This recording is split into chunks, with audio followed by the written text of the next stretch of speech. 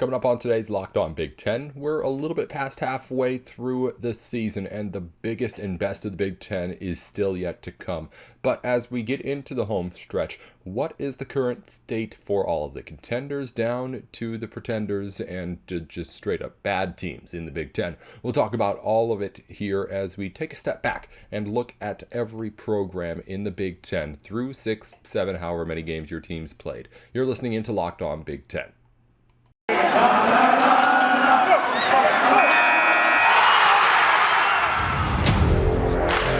You are Locked On Big Ten, your daily podcast on the Big Ten Conference. Part of the Locked On Podcast Network. Your team every day.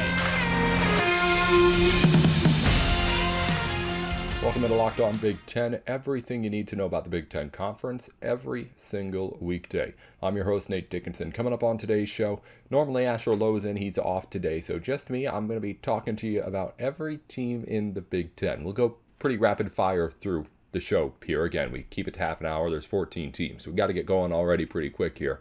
But each team right now, about halfway through the season. Some teams have played 7 games already. Teams like Nebraska and Illinois have already played 8, but there's still a whole lot of football left to go. And as we get into, I guess, what would be like around the All-Star break of the college football season for like where you'd be in the point of the season at that time, we're getting into the home stretch, is what I'm trying to say. And right now, each team has something to play for still. What is it? And what is it that every team's thinking about right now as we get into those last few games? Of course, we talk more specifically about this kind of stuff with our Locked On team hosts every day, but I wanted to just kind of step back, take a bigger picture, overall look at just how every team's season's going compared to just like what they've been doing, what they're hoping to do, what the goals were going into the year, and we'll hopefully be able to get a better gauge of maybe how everyone's feeling going into the last few weeks of this season. Well, let's get into it then. We'll start off, I suppose, on one side of the Big Ten and then head on over to another. I guess it just makes more sense to go that way, split the show up into that 2 halves. So we'll start over on the West. Now, the Big Ten West in football was at one point, not too long ago, pretty much wrapped up, we thought. Iowa had a lock on the conference, still undefeated, and pretty much having played all of its toughest games. Then the Hawkeyes lost to Purdue, though. Things got mixed up a whole lot. There was a point where, again, over half of the Big Ten teams controlled their own fate in the conference with the season halfway done still. So it's, again, going to be really hectic the rest of the way on both sides of this conference. Let's start, though, on the western side with Illinois and the Fighting Illini. Illinois was a team that didn't have really expectations going into this season. If we talk about what people were wanting to do, Brett Bielema came in. That was, honestly, a win for the whole season, really. There's no expectations for this team to win games, but Brett Bielema has come in and put an energy into this Illinois team from day one that I didn't think would be possible. I mean, Bielema's a coach with a Big Ten record. He's a coach who's had success in this conference before. So I knew there would be that kind of boost to Illinois' team. But I wasn't expecting this. I wasn't expecting it to, honestly, win as many games as it has. Obviously wasn't expecting it to be able to pull off an upset against Penn State last weekend. But again, right now for Illinois, it really is just everything that's happening is the icing on the cake right now for this team. But for Illini fans, I do feel like you do start to kind of change your mindset from, all right, this is just kind of, we're having fun here, to starting to think a little bit more about what can this be built into the future. Because in that first year, yeah, you are looking at that always, kind of the building blocks when you're a rebuilding team. But at the same time, you understand, like, there isn't supposed to be a whole lot of progress right away. New coach, very young squad, some experience. Everyone in the Big Ten has experience after the new protocols in with COVID after 2020. But Illinois wasn't supposed to do much. It won its opening game. It beat Penn State. It has shown up on big stages this season and shaken up things in the Big Ten. So, in far as all that goes, mission accomplished. But going forward, for Illinois, it kind of shifts now into thinking more about, all right, who here is actually going to be able to help us out when Illinois, hopefully, moves on to the stages where it can actually compete for something. That's really the rest of the season for Illinois. Other than that, again, this team wasn't supposed to do much. Everything it does is just a whole lot of fun for, I'm sure, all Illinois fans to watch. Moving on to the next team here in the Big Ten, Iowa. From one side of the Big Ten West to the other, right? Iowa was sitting on top for most of this season, but then, of course, as we mentioned, the loss to Purdue puts things back into a little bit of chaos over on this side of the division.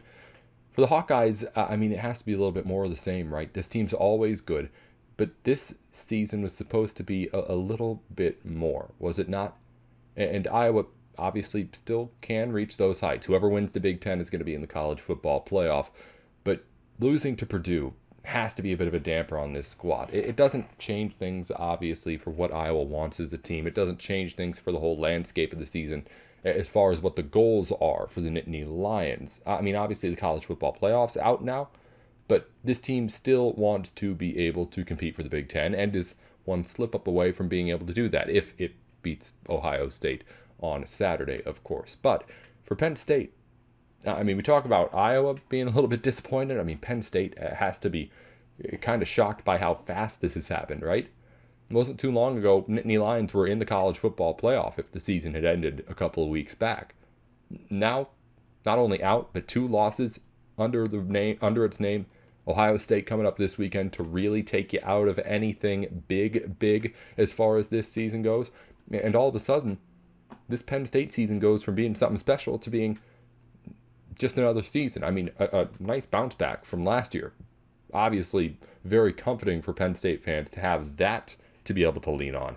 But as far as what the expectations became throughout the first few weeks of this season, obviously disappointing for the Nittany Lions. But again, some people over there in Pennsylvania have to just be happy that this team didn't start out losing 4-5 games in a row this season and won all of them instead. Moving on, next team, as we look down the rest of the Big Ten, looking over to Minnesota. The Golden Gophers were set up for disaster to start the season. If we're talking about expectations preseason, Gophers are probably right where they want to be. But then Mo Ibrahim went out. And I was like, all right, Minnesota's done. As far as I'd watched this team, Mo Ibrahim had been the reason Minnesota won games. Even if Tanner Morgan played really well, there were a lot of times that happened because of what Mo Ibrahim was able to open up for him in the game. So I thought that Minnesota running game out, Minnesota out. But Minnesota's running game was not out. This team has had more injuries. Trey Potts went down. I think there was even more too. I don't have 3rd and 4th string Minnesota Gopher running backs off the top of my head. But this team has been really, really good. I think it had 2 100-yard rushers against Maryland last weekend. Minnesota is impressive. They're playing well. They've, again, positioned themselves to control their own fate in the Big Ten if they win out. But, again, this has never been the question for Minnesota, kind of like Iowa. Iowa being good is never the problem. It's, can this team do something special this year? That always is the discussion. Minnesota right now is in the same spot in it's all about beating Iowa and beating Wisconsin. PJ Fleck has done a lot at Minnesota. He has not done those things. And he needs to be able to have Minnesota fans happy at the end of the season. Don't worry. Minnesota fans definitely understand how good this team is playing right now. But those are the biggest games. And it leaves a bad taste in Gopher fans' mouths every year when those games have to end in losses. Because Iowa and Wisconsin always at the end of the season for Minnesota. And those have been losses to end the year for a while now. So Minnesota obviously has played well, has positioned itself well, but has the biggest games in its season coming up. We'll be able to say that about a lot of these teams. The University of Nebraska is a team that I can't figure out. Nebraska was looking really good at one point this season. Again, lost to Oklahoma by a single possession, lost to other Big Ten opponents by a single possession too. And it was a team I thought was going to beat up on a team like Minnesota a couple of weeks ago. I thought Nebraska was the team that was that tier below the elite. Now it looks like Minnesota might be that team. Maryland was in the conversation for a bit. That's been swapping all around. But Nebraska, at least after what has been a rough start to the Big Ten schedule, now sits at the bottom of the Big Ten West. That's something I did not know. Nebraska at 1-4 is in 7th place out of 7. It lost 3 out of its last 4. 3 points to Michigan State, 3 points to Michigan, 7 points to Oklahoma, as I said. That's 3 top 10 losses. But again, it's enough to put you at the bottom of a really, really tough Big Ten. And I don't know what to think if you're Nebraska. I still think this team's good, talented at the very least. I don't have to say a whole lot more about Adrian Martinez. We know what he is as a quarterback. He's never going to be the one to make this team great. But I thought it was good, at least. And again, it had played really good teams really tough, but it just hasn't been showing up as of late, and has to at least try and figure that out the rest of the way, because right now, as we look at the Big Ten standings, again, Nebraska's 3-5, and bowl eligibility is not guaranteed. There's games against Iowa and games against Iowa and Ohio State. Iowa and Ohio State and Wisconsin and Purdue left on that schedule. None of these are pushovers. So Nebraska, I guess the goal now is to get to a bowl game at all. And going from what it was before, possibly trying to compete or make some noise in that Big Ten West, disappointing for the Cornhuskers. Speaking of disappointing, the Northwestern University Wildcats have been absolutely miserable. Aside from Indiana, which we'll get to in a minute, Illinois is the only team bottom 3 in total offense and defense points per game in the Big Ten this season. Northwestern, again, won the West last year. We know it lost a lot. We knew this team wasn't going to be able to really compete, but I thought it was going to be able to do something. Now it looks like a full-on rebuild again for Pat Fitzgerald. He was able to turn it around in 1 year, but it all fell apart in a year too. We'll see what he can do next year. But right now for Northwestern, I don't know really how high the expectations were for Wildcat fans going into the season, but obviously they've hit rock bottom as this team really, really struggles to find any sort of footing as it gets whomped on by teams. I think Northwestern did end up beating Illinois, was it, a couple of weeks ago in a somewhat surprising win, but aside from that, it's been a really, really, really rough go for the Wildcats. I mean, losing by nearly 50 to Nebraska a little while back. Rutgers was that team that Northwestern ended up beating a couple weeks ago that I couldn't remember. But yeah, Rutgers right now, another team we'll get to in just a minute. We'll talk more about where teams are at in the Big Ten as I rant with you here on a Wednesday on Locked On Big Ten. PrizePicks is your place to go for college football daily fantasy sports. Now, if you're a big college football fan, you may have tried to look around and find some props or something to do with fantasy sports with college players, but it's not always as easy as it seems to find those sports.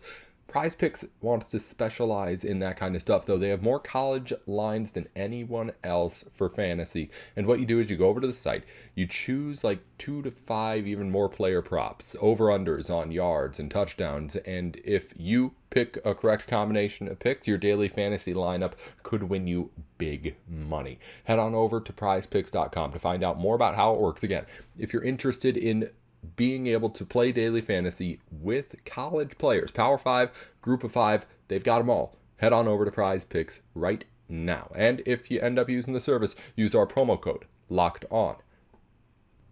Welcome back to Locked On Big Ten. We continue going around the conference to just take a quick look at every team where it stands about halfway through the season as we get halfway through the week here on the program. Thank you for making Locked On Big Ten your first listen every single weekday. We were going through the West when we took our break, so let's get back into it. Northwestern was last up. Next, Purdue University and the Boilermakers. Man, Purdue had a nice week there of thinking it could win the Big Ten, right? It beat Iowa, looked really good, put up 24 points against an Iowa team that had been one of the best defenses in the country this season. Then it falls flat to Wisconsin. And now all of a sudden Purdue's back on the outside looking in as far as teams who can win out and win the Big Ten. Purdue still has that win over Iowa, which is obviously huge for the Boilermakers, and Purdue was ranked in the top 25 for the first time in like 25 years, whatever it was, last week too. So things are going well for the Boilermakers overall as a team. But again, there was that one little taste, and maybe we could do something that went away so quick. Maybe it's probably better that way, because I don't know if Purdue was going to end up winning the Big Ten at the end of the day anywho. Maybe rip that Band-Aid off and don't get your hopes up. But Purdue still, again, having a good season with a team that was kind of up in the air. A whole lot of question marks. Didn't know where it would land in the Big Ten. For it to be where it's at right now, I think if you asked Jeff Brom and this team before the season, it would be okay with the spot that Purdue currently stands in the Big Ten with what it's done this season in the Big Ten. Finally, last team in the West to discuss is maybe the one that has the most to discuss about. Wisconsin and the Badgers still control their fate in the Big Ten. still are a 3-loss team that has that fate to itself. But Wisconsin still needs to figure out the quarterback situation with Graham Mertz. He's looked good at times this season, but less often, of course, than you'd like. You have a defense that's really, really good. I mean, let's go back and take a look. Other than giving up 38 points to a Michigan team a few weeks ago, Wisconsin's been spot on pretty much throughout. I mean, Notre Dame had 41, but that was a lot of Graham Mertz quarterbacking that led to those points. So Wisconsin's defense still really good. Offense scored 30 points last week. If it can figure it out against Wisconsin this week, Minnesota at the end of the season, again, this team wins the Big Ten if it wins out. It's got a game against Iowa this weekend. Wisconsin's in like 3 weeks. I was looking at the schedule wrong. If it wins that Iowa game this weekend, of course, that would be really the biggest obstacle, and then the roadmap's there, right? I mean, this is where Badgers fans wanted to be. It's crazy to think they got there, but Badgers fans wanted to be at this game against Iowa at the start of the season to play for the rights to the Big Ten West. This is that game. And Wisconsin had to lose the season opener, and then by 28 points, and then in a big way again to Michigan to get here. But we're here. And right now the Badgers can play spoiler in that Big Ten West by becoming a 3-loss team that really, really is the one in control if it beats again Iowa here this weekend. Also, by the way, end of that season, that Wisconsin-Minnesota match, if it could end up deciding the Big Ten West, that would be huge too. Moving on over to the east side. Moving on over to the east side. Am I right here? Yes. Yeah. Indiana and the Hoosiers. I mean, geez, where to start with this team, right? Indiana went into the season ranked number 17 overall. Ends up losing big to start the year, losing big consistently throughout the year, and as I mentioned earlier, now stands with Northwestern as the only team bottom 3 in scoring offense and scoring defense. The worst scoring defense in all the Big Ten, averaging 30 points per game. That's really the shocking thing. I mean, Michael Penix Jr. has been bad. Jordan Tuttle has not been better. The offense has been the big talk, but this Indiana defense has not stepped up. To be fair, it did against Michigan State a couple of weeks ago. But aside from that, 24 points given up to Penn State, more than 50 to Ohio State, 34 to Iowa, 38 to Cincinnati. I mean, this was supposed to be the strength. It was supposed to be defense is good, offense, if it can be good too, Indiana competes in the Big Ten. Both sides have been brutally bad. And it has to have you questioning Tom Allen out there in Indiana. People love him in Bloomington, so I don't think that is happening all that much, but I would be, at least in my head, thinking, all right, how much of this Indiana success story from 2020 was Tom Allen? How much of it was coaching? How much of it was luck? If Indiana keeps losing, those questions just keep getting bigger and bigger. But as far as like biggest downfall, biggest disaster of the season from preseason expectations to now, Indiana takes the cake, no doubt about it. Moving on, Maryland's a team in the east side that's kind of like what like Michigan or Minnesota and Purdue and Nebraska are over in the west. Like they could end up making noise, they could beat a team, but unfortunately they play in the east. So there's 5 other teams in there that had been competing for the national spotlight a few weeks ago.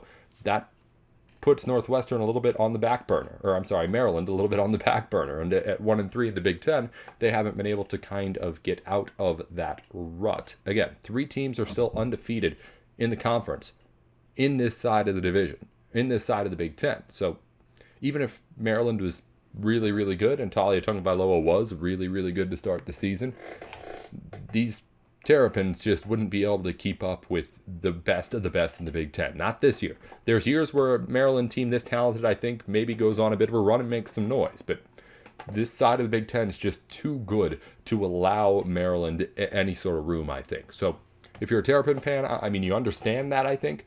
It doesn't mean you're not disappointed with where this team's at right now. But I think you get what's going on, and you kind of are able to look a little bit more at, okay, what happens now for the future? How can this team get better once all this crazy stuff in powerhouse football in the Big Ten at least eases up a little bit? Big Ten, of course, always going to be good. We'll take another break real quick here after we get back. Of course, we still got all the big teams in the East to talk about. Michigan, Michigan State, Ohio State, Penn State, Rutgers, too. That's here as we wrap up on Locked On Big Ten.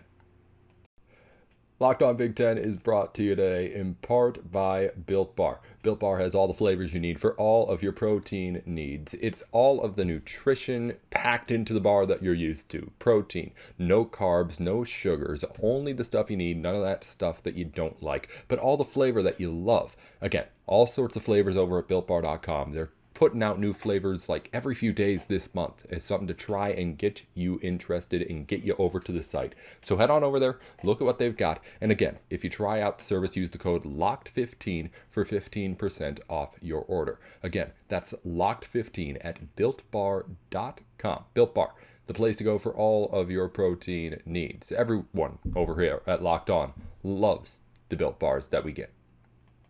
BetOnline.ag is back for football season. We're already, of course, into the full slate of the NFL, in the thick of things in the 2021 campaign. And BetOnline is your place to go for all of your online sports betting needs. If you hear a line on Locked On, it comes from BetOnline.ag. So go on over to their site, sign up for an account, use our promo code LOCKEDON, get a 100% welcome bonus on your first deposit, and again, be sure to be able to bet with us, with all the lines we talk about here on the show at BetOnline. It's your place to go for all of your sports betting needs. They've got a new website and new bets for you to make too. New lines, props, ways that they're doing things. So check them out again at betonline.ag. Welcome back to Locked On Big Ten. Everything you need to know about the Big Ten Conference every weekday as we wrap things up, going over the rest of the teams in the Big Ten and where they're at.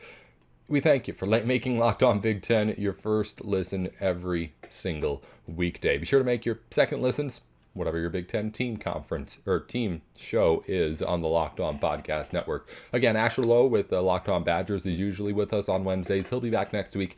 Just a little bit booked up here on your Wednesday, so I'm here with you solo, Nate Dickinson with Locked On. Let's get to the rest of the teams that we have not yet covered, just kind of talking about expectations, where they were at the beginning of the season versus where they are now for all these squads. The University of Michigan, of course, is sitting on cloud 9, and we'll put Michigan State kind of in this conversation too. Two teams that play this weekend, both undefeated, both with similar storylines. Both these teams had the criticisms early on of not having really a schedule to prove their ranking. They had critiques of people saying these are just two powerhouse programs that are undefeated. They aren't actually playing good football. They're just beating bad teams, and being undefeated gets them in the top 25. But then the teams keep on winning and winning and getting into the Big Ten and winning and winning. And of course, all that gets quieted. And now we have a marquee matchup set up for this weekend. Michigan, Michigan State, a battle for the state of Michigan, of course. But it's going to be a really telling spot for where both these teams go going forward. For Michigan, this is just meeting expectations, right? I mean, we talk about, I'm sure we'll talk about with Isaiah again tomorrow or before the season's done on the show, about how Michigan just expects to win more than other teams in this conference. Aside from Ohio State, the expectations are always high on Michigan. So this team winning is Michigan being where it wants to be. Michigan State has had to up its expectations by quite a bit over the course of the season, but now stands at a game against Michigan, which is one of the biggest of the season, if not the biggest of the season for this Spartan team. And obviously, beating Michigan is always important. Mel Tucker knows that. So going into this game, if Michigan wins, obviously it's still on track. If it loses, the hate starts up again right away. What does this mean? Why can't Michigan be the real contender that we want? Why can't it beat a Michigan State team that, even if it's still undefeated, I guarantee most Michigan fans think that the Wolverines are a more talented squad out there on the field. And then, of course, the question begins, if Michigan loses, what does this mean for Ohio State, as always? On the Michigan State side, a loss obviously not as devastating. This team did not have expectations high going into the season. Michigan, I believe, at least had some preseason top 25 votes. So there was that side of Michigan there. Michigan State kind of came out of nowhere. So obviously all this is icing on the cake for Mel Tucker in this season. But Michigan State could, of course, get a real boost for what this means going forward by getting the big rivalry win against Michigan here today. I mean, obviously, we can talk about recruiting battles. It's in the same state, all that stuff, but this game means a lot. Ohio State is Ohio State still. Best offense in the conference, really good defense. My opinion, still the team to beat in this Big Ten until proven otherwise, and nobody has done that over the past 5 years. So, Ohio State's Ohio State. They're going to be Ohio State until anything else happens. File that one away. Penn State, we talked a little bit about already yesterday with Kevin. I won't spend too much time on them. Now a 2-loss team out of the college football playoff picture. But again, looking for something to do here on this eastern side of the conference. And then Rutgers, a team that has really, like Maryland, just kind of gotten buried with a bunch of really good teams. I mean, I don't know how much you put in on Rutgers this season if you're a fan of this school. I don't think expectations were super high. There was kind of like, all right, we'll see what this team can do, but still winless in the conference, 3-4 on the campaign. Again, team that just got blown away by a really, really good half of the Big Ten. That's a quick look around, again, just all the teams in the Big Ten, where they're at now compared to where they were at the start of the season. With nobody here on me today and just us talking, I figured I could take a couple of minutes to get real general with you and discuss where all these teams are at and remind you where they've been. Tomorrow we'll get more into specifics. With Michigan and Michigan State facing off on Saturday, our Isaiah Hull from Locked On Wolverines will tell us everything you need to know about the matchup on Saturday. It's going to be a good one here on Locked On Big Ten on Thursday. Thanks for making Locked On Big Ten your first listen every weekday. I'm Nate Dickinson with Locked On.